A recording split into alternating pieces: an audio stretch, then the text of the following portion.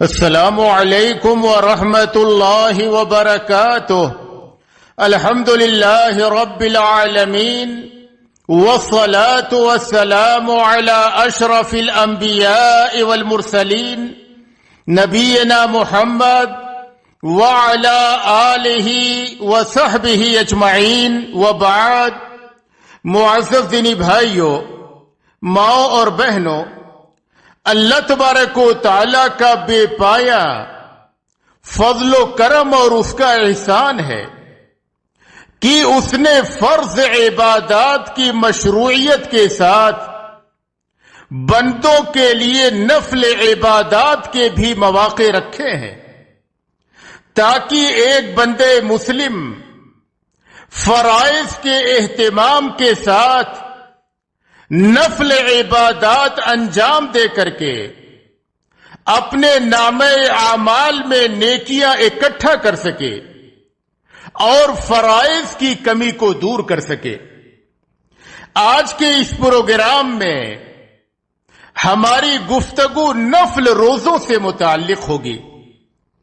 کہ وہ کون سے نفل روزے ہیں جن کا نبی اکرم صلی اللہ علیہ وسلم خود بھی اہتمام کرتے تھے اور امت کے لوگوں کو ان کے رکھنے کی ترغیب دیا کرتے تھے۔ نفل روزوں سے مراد وہ روزے ہیں جن کے رکھنے کی احادیث میں ترغیب وارد ہوئی ہے۔ نفل روزوں کی دو قسمیں ہیں۔ پہلی قسم مقید نفل روزے، اس سے مراد وہ روزے ہیں جن کے رکھنے کی احادیث میں ترغیب وارد ہے اور ان کے رکھنے کے لیے دن یا زمانہ کی تحدید بھی کی گئی ہے، مثلا شوال کے 6 روزے، اسی طریقے سے دوشنبہ اور جمعرات کے روزے وغیرہ۔ دوسری قسم غیر مقید نفل روزے ہیں، اس سے مراد وہ روزے ہیں جن کے رکھنے کی احادیث میں ترغیب تو وارد ہے لیکن ان کے رکھنے کے لیے کسی دن یا زمانہ کی تحدید نہیں کی گئی ہے۔ ہم پہلے مقید نفل روزوں سے شروع کرتے ہیں۔ ان میں سے پہلا روزہ جو رمضان کے روزوں کے اختتام کے بعد مشروع ہے، وہ شوال کے مہینے میں 6 روزے رکھنا ہے۔ ابو ایوب انصاری رضی اللہ عنہ بیان کرتے ہیں کہ رسول اللہ صلی اللہ علیہ وسلم نے فرمایا، من صام رمضان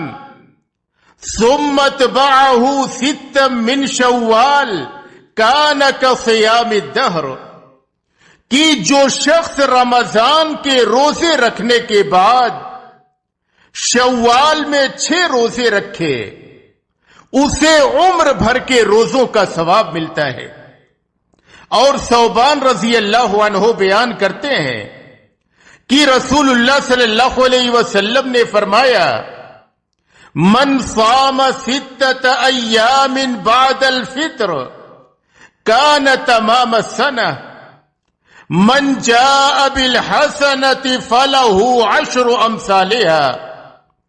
کہ جو شخص عید الفطر کے بعد شوال کے مہینے میں 6 روزے رکھے اس کو سال بھر کے روزوں کا ثواب ملتا ہے۔ اس لیے کہ اللہ تبارک و تعالی فرماتا ہے، من جاء بالحسنہ فلہ 10 امثالها، کہ جو شخص نیک کام کرے اس کو اس کا 10 گنا اجر ملے گا۔ یعنی رمضان کے 30 اور شوال کے 6 روزے کل 36 روزے ہوئے، اور جب 36 کو 10 میں ضرب دیا جائے تو 360 روزے ہوئے۔ لہذا رمضان کے 30 اور شوال کے 6 روزے رکھنے والے کو 360 دن یعنی سال بھر کے روزوں کا ثواب ملا۔ اور اگر کوئی شخص ہر سال باقاعدگی کے ساتھ یہ روزے رکھے تو پھر اسے عمر بھر کے روزوں کا ثواب ملتا ہے۔ شوال کے یہ 6 روزے لگاتار رکھے جائیں یا الگ الگ رکھے جائیں، مہینے کے شروع میں رکھے جائیں یا آخر میں رکھے جائیں، اس میں کوئی حرج نہیں ہے، کیونکہ حدیث بغیر کسی قید اور پابندی کے مطلقاً وارد ہوئی ہے۔ دوسرا روزہ جس کا رکھنا مسنون اور مستحب ہے وہ عرفہ کے دن روزہ رکھنا ہے، یعنی 9ویں ذی الحجہ کو روزہ رکھنا یہ مستحب ہے۔ ابو قتادہ رضی اللہ عنہ بیان کرتے ہیں کہ رسول اللہ صلی اللہ علیہ وسلم نے فرمایا، صیام یوم عرفہ احتسب علی اللہ ان یکفر السنة التي قبلہ والسنة التي بعدہ، کہ عرفہ کے دن روزہ رکھنا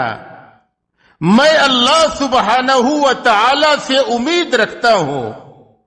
کہ 1 سال گزشتہ اور 1 سال آئندہ کے گناہوں کے لیے کفارہ ہو جائے گا۔ تو عرفہ کے دن 9ویں ذی الحجہ کو روزہ رکھنے سے بندے مسلم کے 2 سال کے گناہ معاف کر دیے جاتے ہیں۔ لیکن جو لوگ حج میں ہوں ان کے لیے مشروع یہ ہے کہ اس دن روزہ نہ رکھیں، یعنی یہ روزہ مستحب ہے ان لوگوں کے لیے جو حج کے لیے نہ گئے ہوئے ہوں۔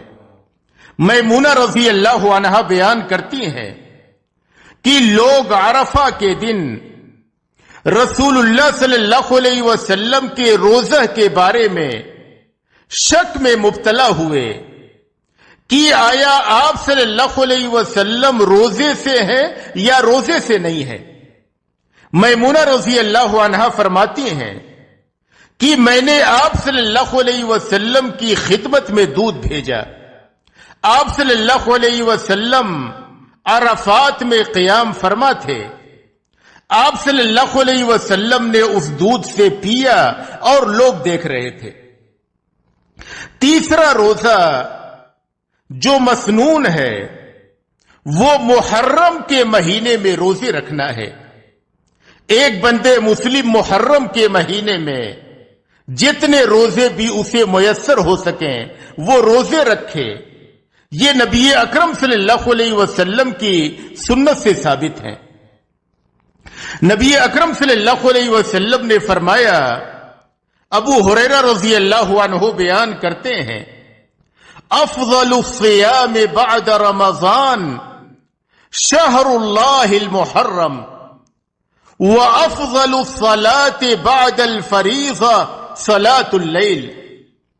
کہ ماہ رمضان کے بعد سب سے افضل روزہ اللہ کے مہینہ محرم کا روزہ ہے، اور فرض نمازوں کے بعد سب سے افضل رات کی نماز یعنی تہجد کی نماز ہے۔ چوتھے نمبر پہ 10ویں محرم کو روزہ رکھنا، یعنی ماہ محرم کے روزے میں سے 10ویں محرم کو روزہ رکھنے کی تاکید اور نبی اکرم صلی اللہ علیہ وسلم سے اس کی فضیلت وارد ہوئی ہے۔ عبداللہ بن عمر رضی اللہ عنہ بیان کرتے ہیں کہ دور جاہلیت کے لوگ 10ویں محرم کو روزہ رکھتے تھے، اور رمضان کے روزوں کی فرضیت سے پہلے رسول اللہ صلی اللہ علیہ وسلم اور صحابہ کرام نے بھی 10ویں محرم کو روزہ رکھا، لیکن جب رمضان کے روزے فرض قرار دیے گئے تو رسول اللہ صلی اللہ علیہ وسلم نے فرمایا، ان عاشوراء یوم من ایام اللہ فمن شاء صامہ ومن شاء ترکہ، کہ 10ویں محرم اللہ کے دنوں میں سے ایک دن ہے، لہذا جو شخص چاہے اس دن روزہ رکھے اور جو چاہے نہ رکھے۔ عبداللہ بن عباس رضی اللہ عنہ بیان کرتے ہیں کہ رسول اللہ صلی اللہ علیہ وسلم نے مدینہ منورہ میں یہود کو دیکھا کہ وہ 10ویں محرم کو روزہ رکھتے تھے، تو آپ صلی اللہ علیہ وسلم نے ان سے پوچھا کہ تم اس دن روزہ کیوں رکھتے ہو؟ تو انہوں نے کہا کہ یہ وہ مبارک دن ہے جس میں اللہ تبارک و تعالی نے بنی اسرائیل کو ان کے دشمن فرعون سے نجات دی تھی۔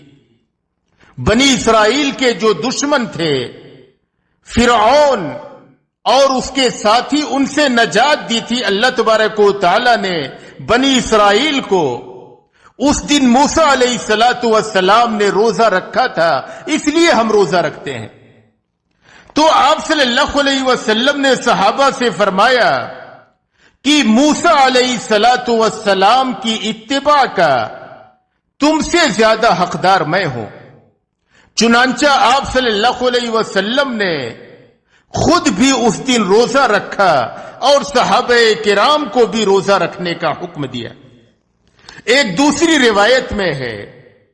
کہ آپ صلی اللہ علیہ وسلم نے فرمایا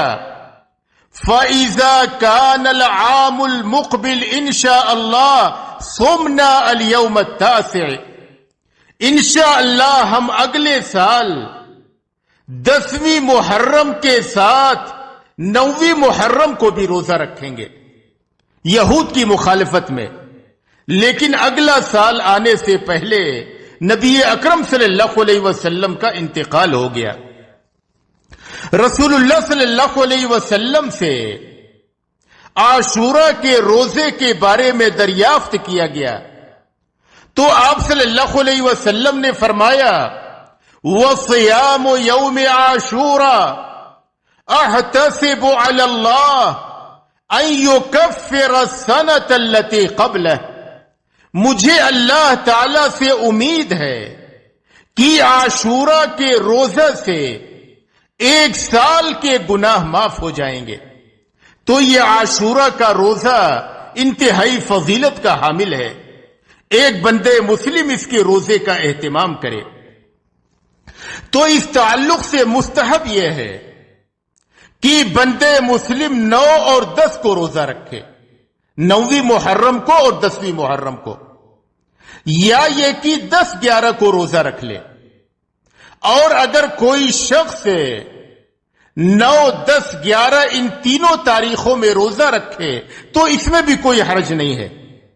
اس لیے کہ بعض روایات میں یہ الفاظ وارد ہیں صوموا قبلہ یومن وبعدہ یومن، کہ تم 10ویں محرم سے 1 روز پہلے اور 1 روز بعد روزہ رکھو۔ اور صرف 10ویں محرم کا روزہ رکھنا یہ مکروہ ہے، اس لیے کہ اس میں یہود کی مشابہت ہے۔ 5واں روزہ جو مسنون اور مستحب ہے، ماہ شعبان میں کثرت سے روزے رکھنا۔ عائشہ رضی اللہ عنہا بیان کرتی ہیں کہ رسول اللہ صلی اللہ علیہ وسلم مسلسل روزے رکھتے چلے جاتے، یہاں تک کہ ہم یہ کہتے کہ آپ کبھی روزہ نہیں چھوڑیں گے، اور آپ صلی اللہ علیہ وسلم کبھی مسلسل بلا روزہ کے رہتے، اور ہمیں گمان ہوتا کہ آپ صلی اللہ علیہ وسلم روزہ شروع نہیں کریں گے۔ اور مجھے معلوم نہیں کہ رسول اللہ صلی اللہ علیہ وسلم نے رمضان کے علاوہ کسی مہینے میں پورے روزے رکھے ہوں اور شعبان کے علاوہ کسی مہینے میں زیادہ روزے رکھے ہوں۔ ام سلمہ رضی اللہ عنہا بیان کرتی ہیں کہ میں نے رسول اللہ صلی اللہ علیہ وسلم کو شعبان اور رمضان کے علاوہ کسی اور مہینے میں لگاتار روزے رکھتے ہوئے نہیں دیکھا۔ اسامہ بن زید رضی اللہ عنہ بیان کرتے ہیں کہ میں نے نبی اکرم صلی اللہ علیہ وسلم سے پوچھا کہ اے نبی صلی اللہ علیہ وسلم، کیا بات ہے کہ میں آپ کو جتنے دن شعبان میں روزے رکھتے ہوئے دیکھتا ہوں اتنا کسی اور مہینے میں نہیں دیکھتا؟ تو آپ صلی اللہ علیہ وسلم نے فرمایا ذالک شہر یغفل الناس عنہ بین رجب و رمضان وهو شهر ترفع فيه الأعمال إلى رب العالمين فأحب أن يرفع عملي وأنا صائم کہ رجب اور رمضان کے درمیان یہ ایک ایسا مہینہ ہے جس سے لوگ غافل ہوتے ہیں. یہ ایک ایسا مہینہ ہے جس میں رب العالمین کی طرف اعمال اٹھائے جاتے ہیں. اس لیے میں چاہتا ہوں کہ میرا عمل اس حال میں اٹھایا جائے کہ میں روزہ سے ہوں. تو شعبان کے مہینے میں کثرت سے روزے رکھے جائیں. یہ نبی اکرم صلی اللہ علیہ وسلم کی سنت مطہرہ سے ثابت ہے. اسی طریقے سے دوشنبہ اور جمعرات کا روزہ رکھنا،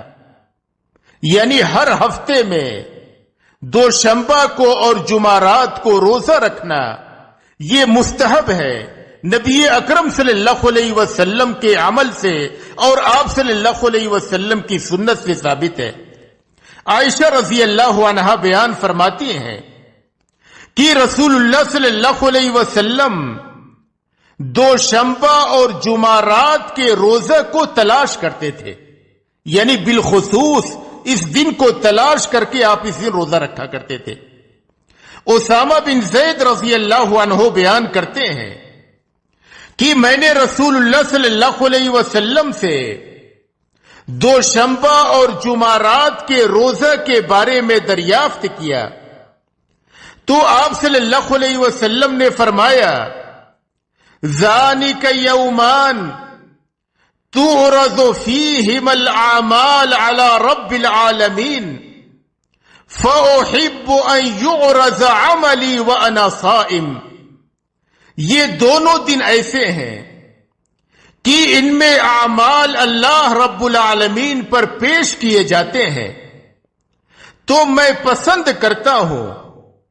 کہ میرا عمل اللہ رب العالمین پر پیش کیا جائے اور میں روزہ سے ہوں. ابو قتادہ رضی اللہ عنہ بیان کرتے ہیں کہ رسول اللہ صلی اللہ علیہ وسلم سے دوشنبہ کے روزہ کے بارے میں سوال کیا گیا تو آپ صلی اللہ علیہ وسلم نے فرمایا فیہ ولدت وفیہ انزل علی، اسی دن میں پیدا کیا گیا اور اسی دن مجھ پر قرآن کریم نازل ہونا شروع ہوا. ابو ہریرہ رضی اللہ عنہ بیان کرتے ہیں کہ رسول اللہ صلی اللہ علیہ وسلم نے فرمایا تفتح ابواب الجنہ یوم الاثنین والخمیس فیغفر لکل عبد لا یشرک باللہ شیئا الا رجلا کان بینہ وبین اخیہ شحنا فیقال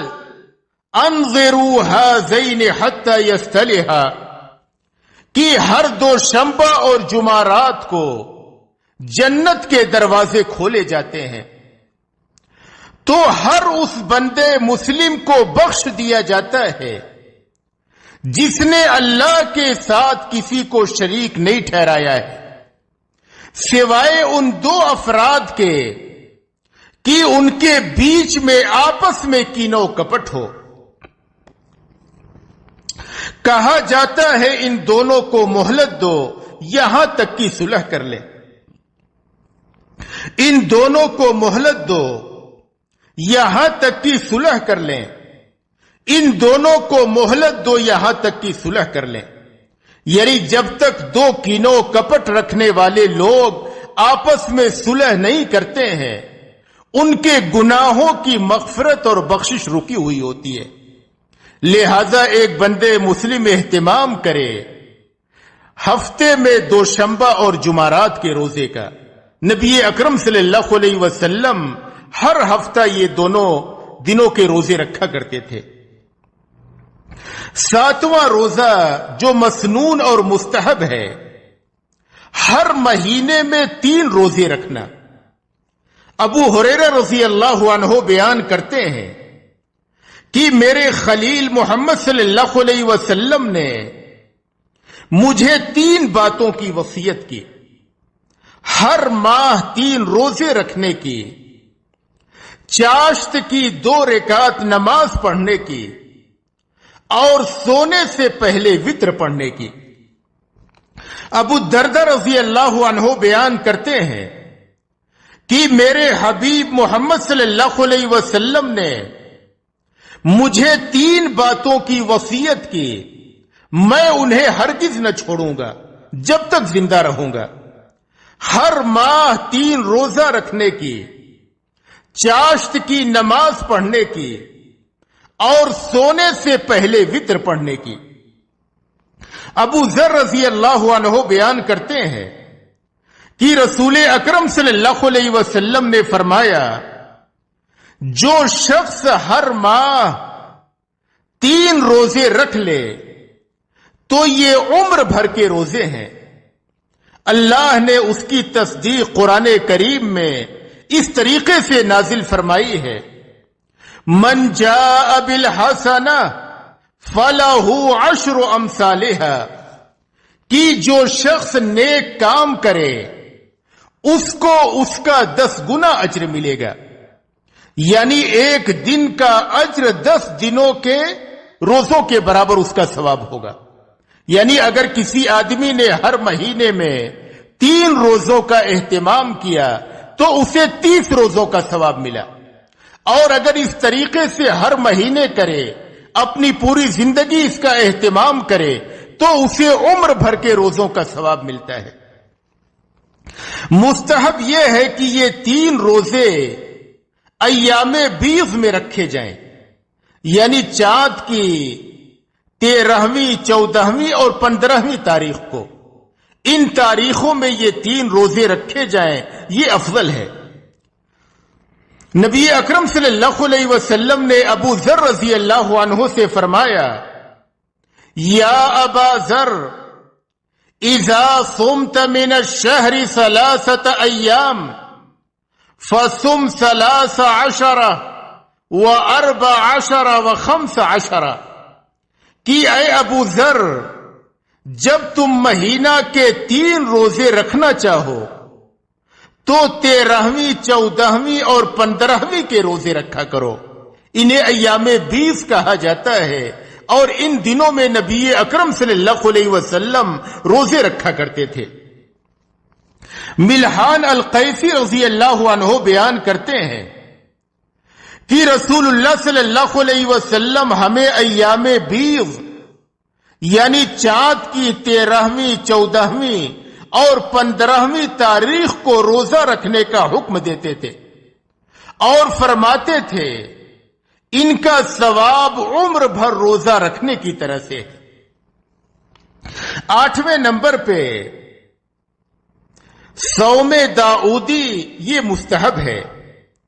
یعنی بندے مسلم 1 دن روزہ رکھے اور 1 دن نہ رکھے، یعنی جس آدمی کے پاس طاقت ہو اس کے حق میں مستحب ہے کہ 1 دن روزہ رکھے اور 1 دن نہ رکھے، اس کو صوم داؤدی کہا جاتا ہے۔ عبداللہ بن عمرو بن عاص رضی اللہ عنہ بیان کرتے ہیں کہ نبی اکرم صلی اللہ علیہ وسلم نے ان سے فرمایا: احب الصیام الی اللہ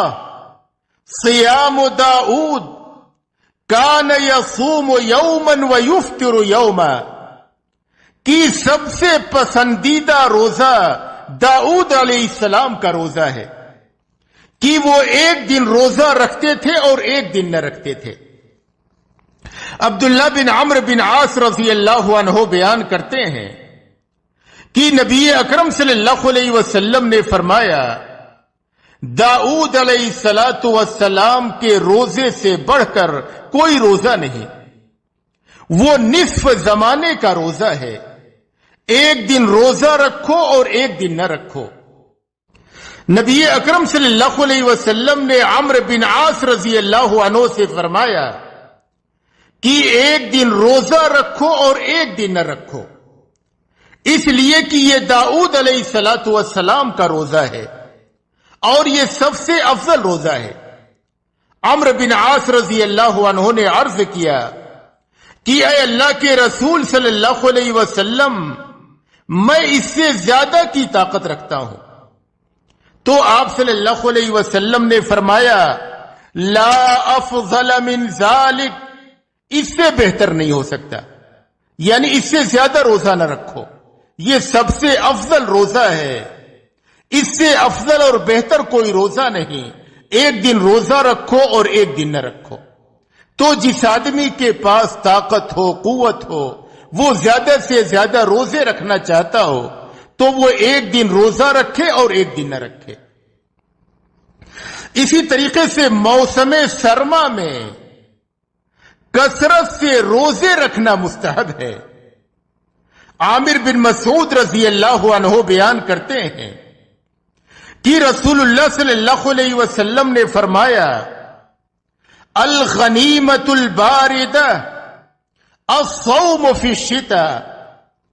کہ بھوک و پیاس کی بہت زیادہ کلفت کے بغیر حاصل ہونے والا اجر و ثواب موسم سرما کا روزہ ہے،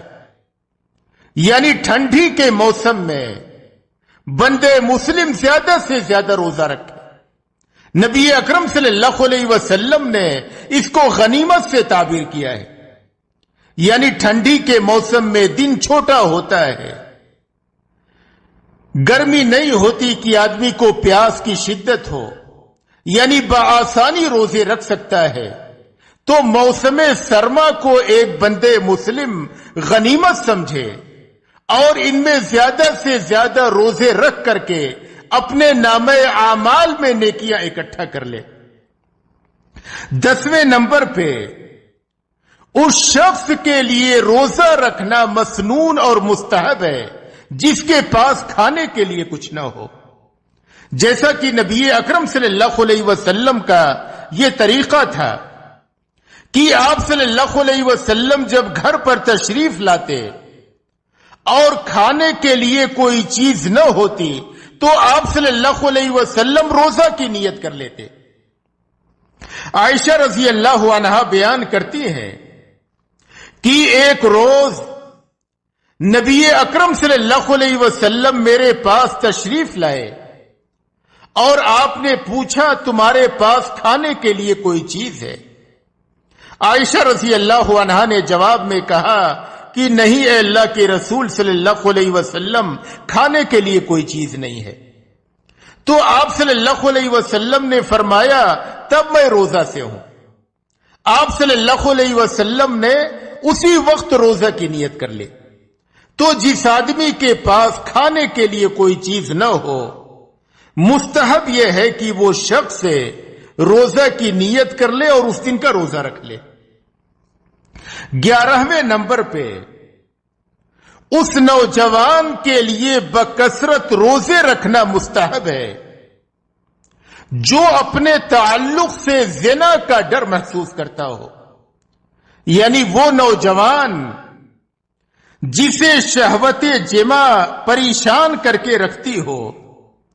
لیکن مالی بحران کی وجہ سے وہ شادی کرنے کی طاقت نہ رکھتا ہو،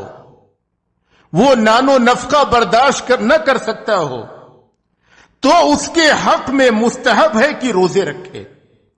کیونکہ روزے سے شہوت جمع کمزور پڑتی ہے۔ عبداللہ بن مسعود رضی اللہ عنہ بیان کرتے ہیں کہ نبی اکرم صلی اللہ علیہ وسلم نے فرمایا یا معشر الشباب من استطاع منکم الباءة فلیتزوج فإنه أغض للبصر وأحسن للفرج ومن لم يستطع فعليه بالصوم فإنه له وجاء۔ اے نوجوانوں کی جماعت، تم میں سے جو شادی کی طاقت رکھتا ہو وہ شادی کر لے، کیونکہ شادی سے نگاہ نیچی رہتی اور شرمگاہ کی حفاظت ہوتی ہے، اور جو شخص مالی قدرت نہ ہونے کی وجہ سے شادی کی طاقت نہ رکھتا ہو تو وہ روزے رکھے، کیونکہ روزہ اس کے لیے ڈھال ہے، روزہ شہوت سے ڈھال ہے۔ ابن بطال رحمہ اللہ مذکورہ حدیث کی شرح میں فرماتے ہیں، مذکورہ حدیث میں رسول اللہ صلی اللہ علیہ وسلم نے امت کو شادی کی ترغیب دی ہے تاکہ وہ اپنی نگاہوں کو پست رکھ سکیں اور شرمگاہ کی حفاظت کر سکیں، لیکن جس کو مالی فقدان کی وجہ سے شادی کی طاقت نہ ہو اور وہ اپنے بارے میں زناکاری کا ڈر محسوس کرتا ہو تو وہ روزہ رکھ کر شہوت جماع سے دفاع کرے۔ تو یہ وہ مسنون اور مستحب روزے تھے، مقید نفل روزے تھے جو نبی اکرم صلی اللہ علیہ وسلم سے ثابت ہیں۔ نبی اکرم صلی اللہ علیہ وسلم خود بھی یہ روزے رکھتے تھے اور امت کو اس کی ترغیب دیتے تھے، لہذا ہر بندے مسلم کو ان روزوں کا اہتمام کرنا چاہیے۔ روزہ یہ افضل ترین عبادت ہے۔ نبی اکرم صلی اللہ علیہ وسلم نے ایک حدیث میں فرمایا کہ روزہ جیسی کوئی دوسری عبادت نہیں ہے، اور اس عبادت کے ذریعے سے بندے مسلم کی صحت کے بھی بہت سارے فوائد اور اس کے ثمرات ہیں، جس کا اطباء اور غیر مسلم اطباء بھی اس کا اعتراف کرتے ہیں۔ روزہ کی جو دوسری قسم ہے وہ غیر مقید روزوں کی ہے، یعنی غیر مقید روزوں سے مراد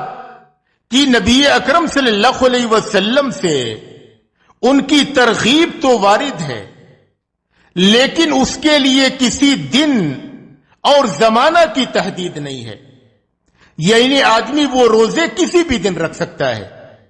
سوائے ان ایام کو چھوڑ کر کے جن ایام میں روزے رکھنا مکروہ یا حرام ہے۔ ان ایام کو چھوڑ کر کے کسی بھی دن بندے مسلم روزہ رکھے، یہ غیر مقید نفل روزے ہیں۔ انس رضی اللہ عنہ بیان کرتے ہیں